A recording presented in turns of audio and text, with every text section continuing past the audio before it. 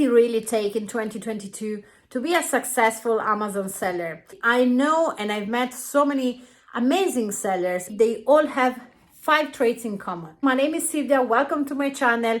I'm an online seller, I'm an Amazon seller, and I help other sellers build and scale their Amazon business so they can live life on their terms without making expensive mistakes and without overwhelm. I've been selling on Amazon since 2017. I still do, and I still completely love it. It changed my life, changed my family's life. 85% of a successful business is in the owner mindset, that everything starts here. Number 1 is the sacrifice season.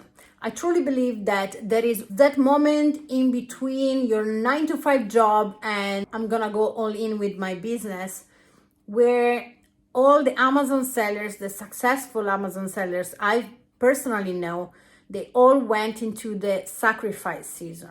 That moment where you really put in the work. You need to sacrifice for a better result, a better good, a better future. Late nights at work, no weekends out, shorter holidays if no holidays. It means saying no to friends and people, less distraction in general. Learn to say no. So many of us got called insane. For successful people, I don't think there is anything like too much action. Common trait number 2 is keep learning. Every successful Amazon seller I met believe that either you grow or you die. And you grow in terms of learning, in terms of scale, in terms of systems, in terms of automation. Where Amazon is going, what's gonna happen next. You don't react to situation, you act before the situation happen. Number 3 is the hero mentality, as I call it, against the victim mindset. You really go all in doing something, in this case, selling on Amazon. The more action you will take, the more challenges you will encounter. So when you take massive action, you get to the next level, you take on momentum, things start to happen, and you will have more troubleshooting to make. That's completely normal.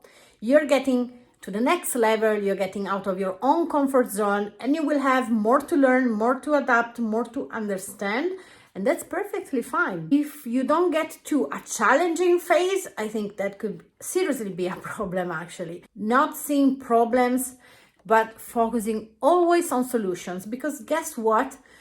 Things are gonna happen, buyers are gonna complain, buyers are gonna try to scam, you're gonna get suspended by Amazon, like so many things can happen. The truth is, the more successful you become, the more work you put in, the more focus, the more action, the more troubleshooting. Who do you think have more troubleshooting to make?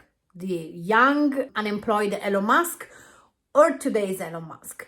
The young, right at the beginning, Jeff Bezos, or today's Jeff Bezos? There are 2 ways to live your life, and one is the victim mentality, one is the hero mentality, and guess which one I like the most? You're not a victim, you're a lion, so get up and do some work.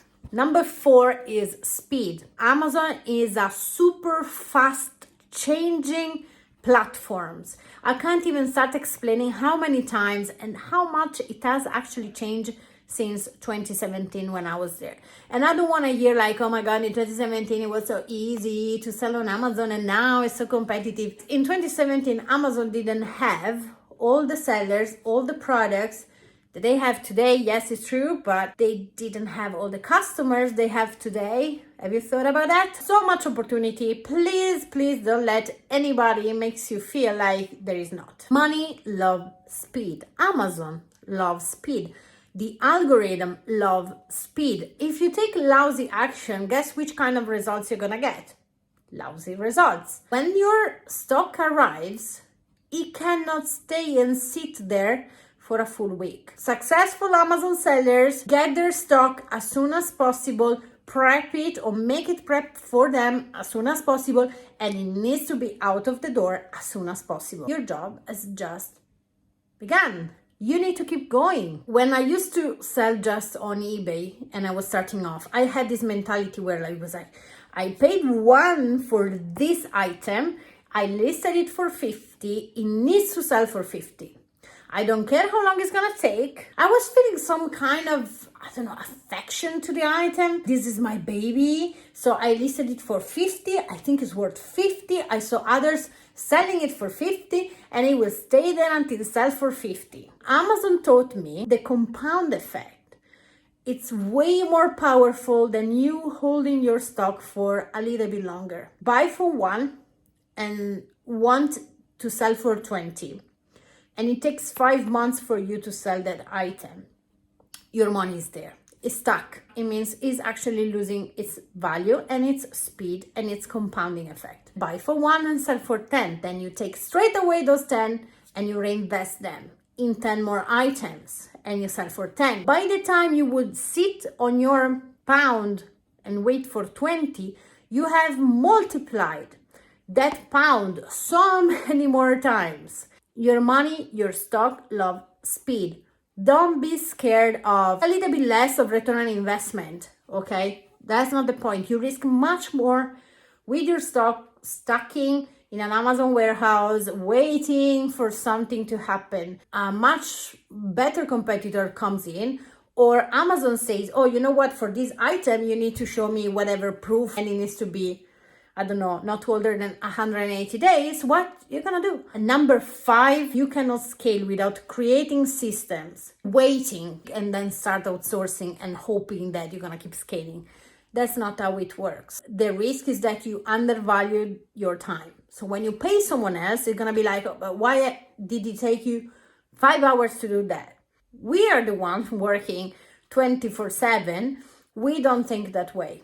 And that's a huge mistake. To focus on your IGTs, income generating tasks.